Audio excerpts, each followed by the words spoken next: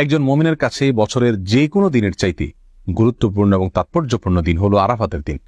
কারণ রাসূল আকরাম সাল্লাল্লাহু আলাইহি ওয়াসাল্লাম এই দিন প্রসঙ্গে বলেছেন, এই দিনে আল্লাহ সুবহানাহু ওয়া তাআলা যত বেশি সংখ্যক মানুষকে জাহান্নাম থেকে মুক্তি দিয়ে থাকেন, বছরের অন্য কোনো দিনে এত বেশি সংখ্যক মানুষকে আল্লাহ সুবহানাহু ওয়া তাআলা জাহান্নাম থেকে মুক্তি দান করেন না। অপর এক হাদিসে আসছে, তিনি বলেছেন, আফদালুদ দুআই দুআউ ইয়াউমি আরাফা। সারা বছর জুড়ে যে কোনো সময়ে মানুষ যত দোয়া আল্লাহ সুবহানাহু ওয়া তাআলার কাছে করে না কেন, তার মধ্যে থেকে সবচেয়ে উত্তম, সবচেয়ে বেস্ট দোয়া হলো আরাফাতের দোয়া। প্রিয় দর্শক, আরাফাতের দিনে যারা আরাফাতের ময়দানে অবস্থান করেন অর্থাৎ হাজী সাহেবগণ, তাদের জন্য রাসূল আকরাম সাল্লাল্লাহু আলাইহি ওয়াসাল্লাম অনেকগুলো আমলী কথা বলেছেন, বাতলেছেন। আর যারা আরাফাতের দিনে আরাফাতের ময়দানে অবস্থান করছেন না, বরং পৃথিবীর বিভিন্ন প্রান্তে ছড়িয়ে ছিটিয়ে আছেন, যারা হজ করছেন না, তাদের জন্য আরাফাতের দিনে বিশেষ কোনো করণীয় আছে কিনা, আজ আমরা সে বিষয়ে আলোকপাত করতে চাই।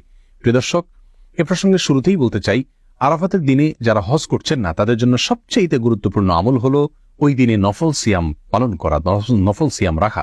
এই প্রসঙ্গে সহিহ মুসলিমের হাদিসে রাসূল আকরাম সাল্লাল্লাহু আলাইহি ওয়াসাল্লাম ইরশাদ করেছেন, সিয়াম ইয়াউমি আরাফা আহতাসিবু আলাল্লাহি আন ইউকাফিরা আস-সানাতা আল্লাতী ক্বাবলাহু ওয়াল্লাতী বা'দাহু।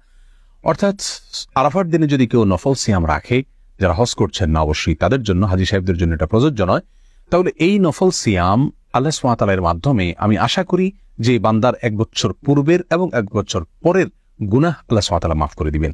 প্রিয় দর্শক, অতএব আরাফাতের দিনের সবচেয়ে বড় আমল, প্রধান আমল হলো এই দিনে আমরা সিয়াম পালন করব। আরাফাতের দিনে সিয়াম আমরা ঠিক কোন দিনে পালন করব, এ নিয়ে যথেষ্ট ধোঁয়াশা এবং বিতর্ক রয়েছে।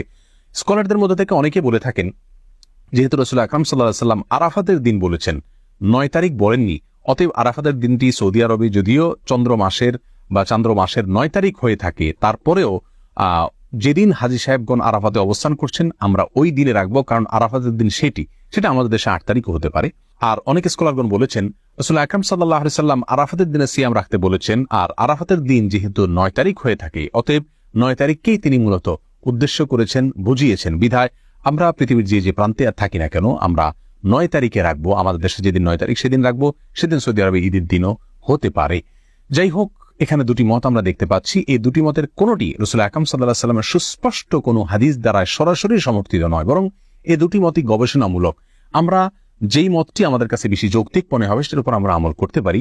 আর যদি উভয় দিনে আমরা নফল সিয়াম রাখি, অর্থাৎ চন্দ্র মাসের 8 এবং 9 উভয় দিনে যদি আমরা সিয়াম রাখি, তাহলে সেটা সবচেয়ে উত্তম। কারণ কোনো কোনো বর্ণনা দ্বারায় জিলহজের প্রথম দশকের প্রথম 9 দিনই সিয়াম রাখার কথা, সিয়াম পালন করার কথা বোঝানো হয়েছে, নির্দেশ করা হয়েছে। কোনো কোনো বর্ণনা দ্বারা এরকমটি বোঝা যায়। বিধায় আমরা জিলহজের 8 এবং 9 উভয় দিনে সিয়াম পালন করতে পারি। তাহলে আরাফাতের দিন উপলক্ষে সর্বপ্রথম এবং সবচেয়ে বড় কাজ হলো একজন মুমিনের জন্য যারা হজ করছেন না, আরাফাতে অবস্থান করছেন আরাফাতের দিনে, ওই দিনে সিয়াম পালন করবেন। আর দ্বিতীয় আমল হলো লা ইলাহা ইল্লাল্লাহু ওয়াহদাহু লা শারীকা লাহু লাহুল মুলকু ওয়া লাহুল হামদ ওয়া হুয়া আলা কুল্লি শাইইন কাদির। এই বাক্যগুলো বেশি থেকে বেশি বলা, পাঠ করা আরাফাতের দিনে। রাসূল আকরাম সাল্লাল্লাহু আলাইহি ওয়াসাল্লাম বলেছেন, ওয়া আফদালু মা কুলতু ওয়াল আমবিয়াউ মিন ক্বাবলি লা ইলাহা ইল্লাল্লাহু ওয়াহদাহু লা শারীকা লাহু লাহুল মুলকু ওয়া লাহুল হামদ ওয়া হুয়া আলা কুল্লি শাইইন কাদির। অর্থাৎ আমি যত বাক্য আমার মুখ দ্বারা উচ্চারণ করেছি, যত জিকির করেছি আমি এবং আমার পূর্বে যত নবীগণ যত জিকির করেছেন, তার ভিতরে সবচেয়ে উত্তম জিকির হলো এটি। রাসূল আকরাম সাল্লাল্লাহু আলাইহি ওয়াসাল্লাম এই জিকির আরাফাতের দিনে, এই দোয়াকে, এই বাক্যগুলোকে আরাফাতের দিনে পাঠ করার ফলে বিশেষভাবে নির্দেশ দান করেছেন। এই দোয়াগুলো বা এই বাক্যগুলো যদিও হাজী সাহেবদের জন্য, যারা আরাফাতের মধ্যে অবস্থান করছেন তাদের জন্য বলা হয়েছে, তারপরেও এই বাক্যগুলো যারা হজ করছেন না বা আরাফাতের দিনে আরাফাতের ময়দানের বাইরে আছেন তারাও পাঠ করতে পারেন। এটাই বিশুদ্ধ মত। কারণ রাসূল আকরাম সাল্লাল্লাহু আলাইহি ওয়াসাল্লাম এখানে নির্দিষ্ট করে দেননি যে শুধুমাত্র আরাফাতের দিনে যারা অবস্থান করছেন তারাই পড়বে, বরং আরাফাতের দিনে যে আমলগুলো আছে সেগুলো দিনের সাথে তিনি সম্পৃক্ত করেছেন। হ্যাঁ, যারা সেই দিনে আরাফাতের ময়দানে অবস্থান করে এই বাক্যগুলো বলতে পারবেন বা আরাফাতের ময়দানের যে সমস্ত আমলগুলো আছে সেগুলো করতে পারবেন, সন্দেহাতীত ভাবে যারা বাইরে থেকে করছেন তাদের চাইতে তারা অনেক বেশি ফজিলতের অধিকারী হবেন, অনেক বেশি মর্যাদার অধিকারী হবেন, সেটা বলাই বাহুল্য। কিন্তু যেহেতু আরাফাতের দিনের আমলগুলোকে রাসূল আকরাম সাল্লাল্লাহু আলাইহি ওয়াসাল্লাম দিনের সঙ্গে সম্পৃক্ত করেছেন, অতএব ওই দিনে পৃথিবীর যে প্রান্তে মানুষ থাকুক না কেন, সেই দিনে যদি মানুষ বেশি থেকে বেশি সে আমলগুলো করে, তাহলে তারাও ইনশাআল্লাহ বিইজনিল্লাহ ফজিলত পাবে। অতএব আমরা দ্বিতীয় আমল হিসেবে আরাফাতের দিনে বেশি থেকে বেশি এই বাক্যগুলো পাঠ করব, লা ইলাহা ইল্লাল্লাহু ওয়াহদাহু লা শারীকা লাহু লাহুল মুলকু ওয়া লাহুল হামদ ওয়া হুয়া আলা কুল্লি শাইইন কাদির। আরাফাতের দিনের তৃতীয় আমল হলো, যেহেতু আরাফাতের দিনে সিয়াম পালন করা সুন্নাহ, আর সিয়াম পালন করলে যদি কোনো ব্যক্তি সিয়াম পালন করে তাকে ইফতার করানোর ফলে ওই রোজাদার ব্যক্তি রোজা রেখে যে পরিমাণ সওয়াব পান, ইফতার করানোর ব্যক্তিকে আল্লাহ সুবহানাহু ওয়া তাআলা সমপরিমাণ সওয়াব দান করেন। অতএব আমরা আরাফাতের দিনে, যেহেতু অনেকেই রোজা রেখে থাকেন, আমরা রমজান মাসে একে অন্যকে ইফতার করাই, কিন্তু আরাফাতের দিনে এই দিনও যেহেতু মুসলমানদের মধ্যে বড় অংশের মানুষ সিয়াম পালন করে থাকে, অতএব এই দিনই আমরা এক অন্যকে ইফতার করার চেষ্টা করবো ইনশাআল্লাহ। এই আমলটি আরাফাতের দিনের জন্য নির্দিষ্ট নয়, খাস নয়, বরং এটি যে কোনো সময় আমার কোনো মুমিন ভাই, কোনো মুমিন বোন যখন সিয়াম পালন করবেন তখন তাকে ইফতার করার এই আমলটি ভ্যালিড থাকবে এবং প্রযোজ্য হবে।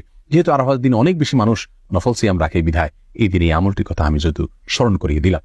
আরাফাতের দিনে আরেকটি আমল আমরা করতে পারি, তা হলো বেশি থেকে বেশি আল্লাহ সুবহানাহু ওয়া তাআলার কাছে দোয়া করা। কারণ রাসূল আকরাম সাল্লাল্লাহু আলাইহি ওয়াসাল্লাম বলেছেন, আফদালুদ দুআ দুআউ ইয়াউমি আরাফা। আরাফাতের দিনের দোয়া হলো সারা বছরের যে কোনো দিনের মধ্যে সবচেয়ে উত্তম, সবচেয়ে বেস্ট দোয়া। অতএব এই দিনে আমরা আল্লাহ সুবহানাহু ওয়া তাআলার কাছে বেশি বেশি করে দোয়া করব। আল্লাহ সুবহানাহু ওয়া তাআলা আমাদের সকলকে আরাফাতের দিনে নফল সিয়াম পালন করা এবং লা ইলাহা ইল্লাল্লাহু ওয়াহদাহু লা শারীকা লাহু লাহুল মুলকু ওয়া লাহুল হামদু ওয়া আলা কুল্লি শাইইন কাদির, এই বাক্যগুলো পাঠ করা এবং এই দিনে বেশি থেকে বেশি আল্লাহ সুবহানাহু ওয়া তাআলার কাছে দোয়া করা, আল্লাহ সুবহানাহু ওয়া তাআলার কাছে ক্ষমা চাওয়া। যেহেতু জাহান্নাম থেকে আল্লাহ সুবহানাহু ওয়া তাআলা মুক্তি অনেক মানুষকে দান করে থাকেন, যদিও এটা বেশিরভাগ ক্ষেত্রে এটা হাজী সাহেবদের জন্য, যারা আরাফাতের দিনে অবস্থান করছেন তাদের জন্য প্রযোজ্য। তারপর আমরা যারা বাইরে আছি তারাও আল্লাহ সুবহানাহু ওয়া তাআলার কাছে মুক্তি চাইতে পারি। সেই সাথে যারা সিয়াম পালন করে থাকেন আমাদের আশেপাশে জানাশোনা, আমাদের নিকটাত্মীয় অথবা প্রতিবেশীদের মধ্যে থেকে, যে কোনো মুসলমানদের মধ্যে থেকে তাদেরকে আমরা এই দিনে ইফতার করার চেষ্টা করবো। আল্লাহ সুবহানাহু ওয়া তাআলা আমাদের সকলকে আরাফাতের দিনের সমস্ত মর্যাদাগুলোকে নিজের করে নেওয়ার তৌফিক দান করুন এবং আমাদের যে সমস্ত ভাইরা আরাফাতের দিনে আরাফাতের ময়দানে অবস্থান করছেন, আল্লাহ সুবহানাহু ওয়া তাআলা তাদের সমস্ত দোয়াগুলোকে, সমস্ত নেক আমলগুলোকে, সমস্ত ইবাদতবন্দিকে, সমস্ত সুন্নাহগুলোকে কবুল এবং মঞ্জুর করেন। জাযাকুমুল্লাহু খায়রা। আসসালামু আলাইকুম ওয়া রাহমাতুল্লাহি ওয়া বারাকাতুহু।